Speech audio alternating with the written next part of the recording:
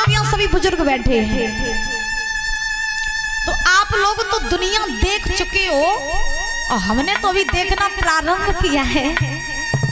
हम तो आपके सामने बच्चे हैं, अगर हम आपको ज्ञान दें तो क्या ज्ञान दे पाएंगे? क्यों?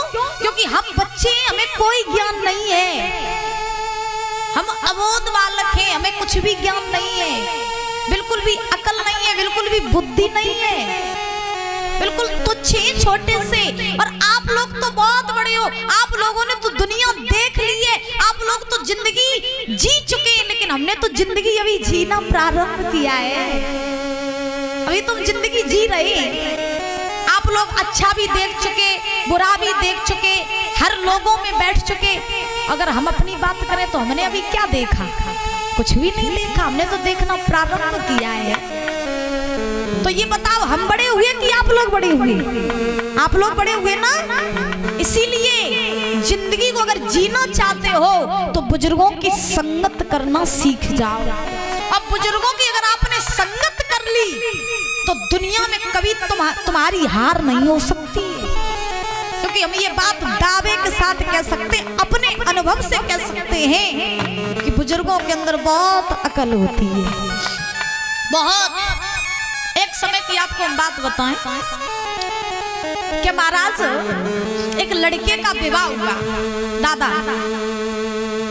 तो लड़के का जब विवाह हुआ तो बारात जाने ही वाली थी लड़के की, बड़े ध्यान से सुनना।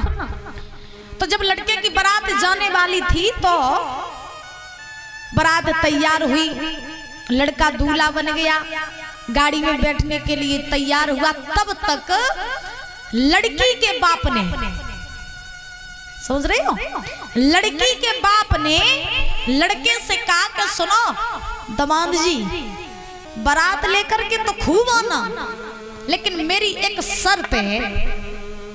तो लड़के ने कहा कौन सी शर्त है ससुर जी आपकी?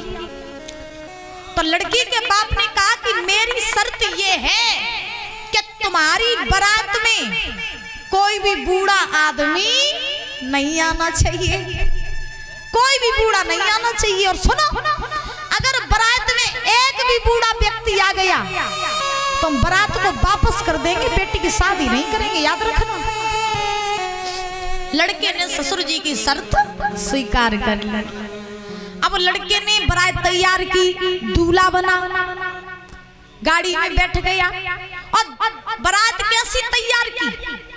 जितने भी नए नए लड़के, जितने भी नए नए, सब नए नए लड़कों को तैयार किया बारात में जाने के लिए।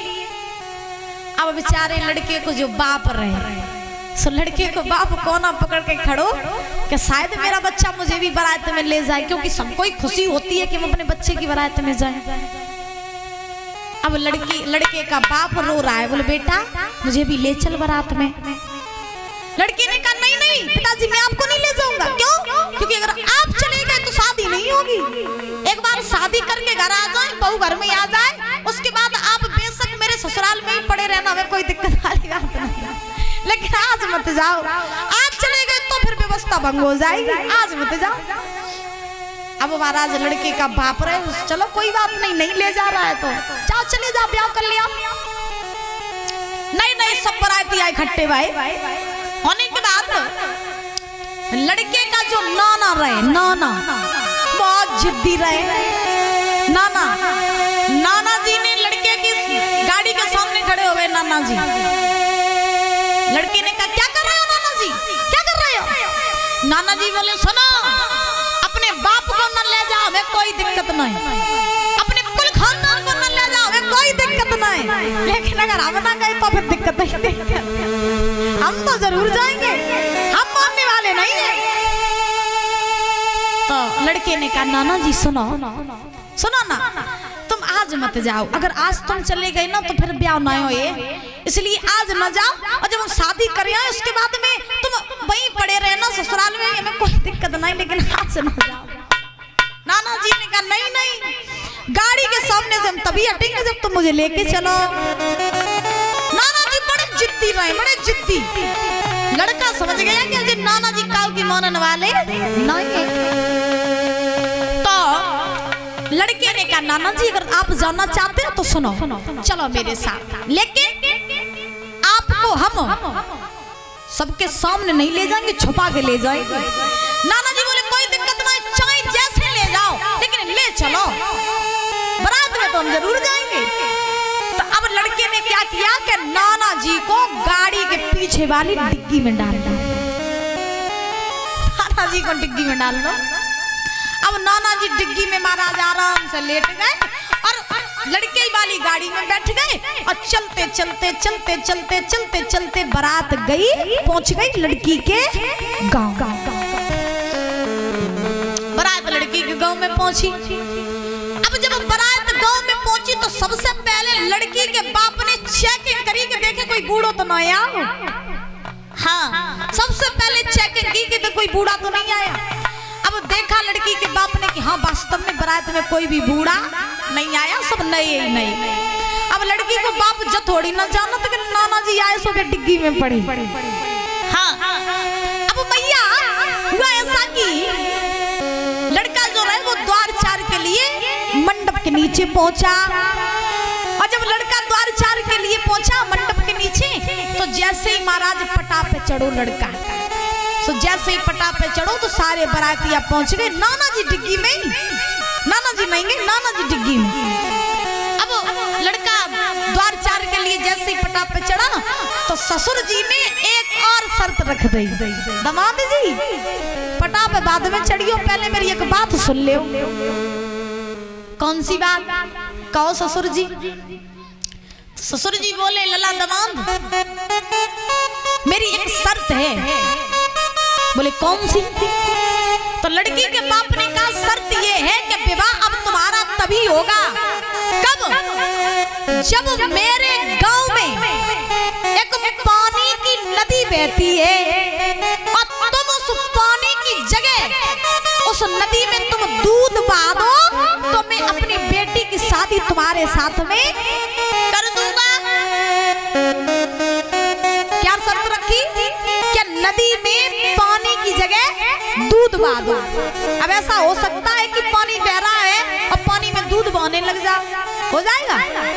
नहीं हो पाएगा, ये पॉसिबल ही नहीं है, नहीं हो पाएगा। तो लड़की के बाप ने कहा कि नदी बह रही है, उस नदी में तुम पानी की जगह दूध बहा दो, शादी हम तभी करेंगे। अब लड़का पड़ गया चक्कर में।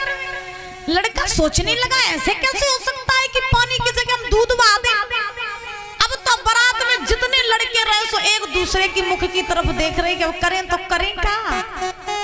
नदी में पानी की जगह दूध कैसे बहाए?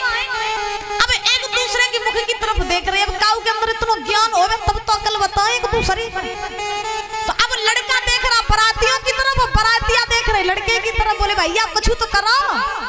अब लड़का बोला अब करें तो करें क्या, पानी की जगह दूध कैसे बहाए? तो लड़के ने अपने ससुर से कहा ससुर जी क्यों आप शर्त पर शर्त रख रहे हो? शादी हो जाने दो ना, क्यों शर्त रख रहे हो? लड़की के बाप ने कहा नहीं, विवाह तभी होगा जब तुम पानी की जगह दूध बहाओगे। लड़का समझ गया कि ये पॉसिबल नहीं है, वैसा करें कि इससे अच्छा यही है कि बारात को ही वापस लौटा ले। तो आज लड़का ने सारे बारातियों को इकट्ठा किया और इकट्ठा करके अपनी बारात को लौटा के जैसे ही चलने लगा तो लड़का उसी गाड़ी में जाकर के बैठ गया जिस गाड़ी में नाना जी आते। उसी गाड़ी में जाकर के लड़का बैठा तो अब लड़के की आवाज पड़ी नाना जी के कानों में। तो नाना जी बोले क्या हुआ? बड़ी जल्दी बारात करके आ गए, बड़ी जल्दी विवाह करके आ गए, हो गई शादी। अब लड़के ने नाना जी को डिग्गी से बाहर निकालो। जब लड़के ने नाना जी को डिग्गी से बाहर निकाला तो नाना जी ने जवाब दिया क्या बात है, उदास क्यों हो, क्या हुआ?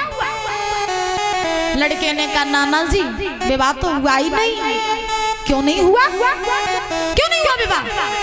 लड़के ने कहा नाना जी लड़की के बाप की ये शर्त है कि विवाह तभी होगा जब गांव में जो पानी की नदी बह रही है उस नदी में पानी की जगह हम दूध बहा दें तभी विवाह होगा।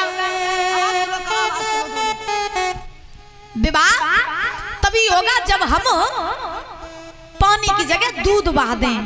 तो नाना जी बोले तो क्या हुआ, दूध बहाया नहीं तुमने? तो लड़का कहने लगा नाना जी ये तो हो ही नहीं सकता कि पानी की जगह दूध बहा दिया जाए।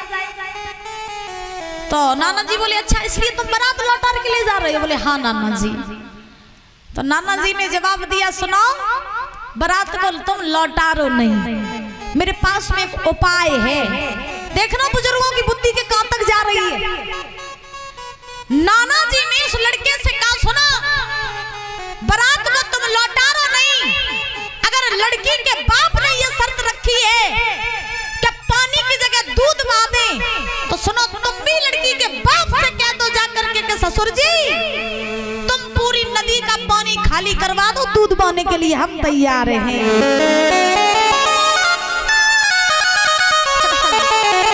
अब तो नाना जी की बात आ गई समझ में लड़के की।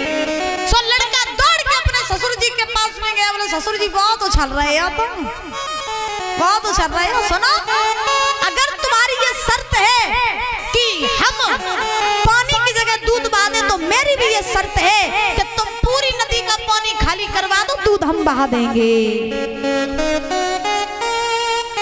लड़की का बाप पड़ गया चक्कर में, बोले इसके अंदर कहां से अकल आ गई। लड़की का बाप समझ गया इसका मतलब बारात में कोई ना कोई बूढ़ा जरूर आया है, कोई ना कोई बूढ़ा जरूर आया है। इसीलिए कहा जाता है ना कि किसी आयोजन में जब तक बड़े बुजुर्ग सम्मिलित नहीं होंगे तब तक आयोजन पूरा नहीं होगा। बोलिए गोविंद भगवान की। आइए ताली जाकर के बोलेंगे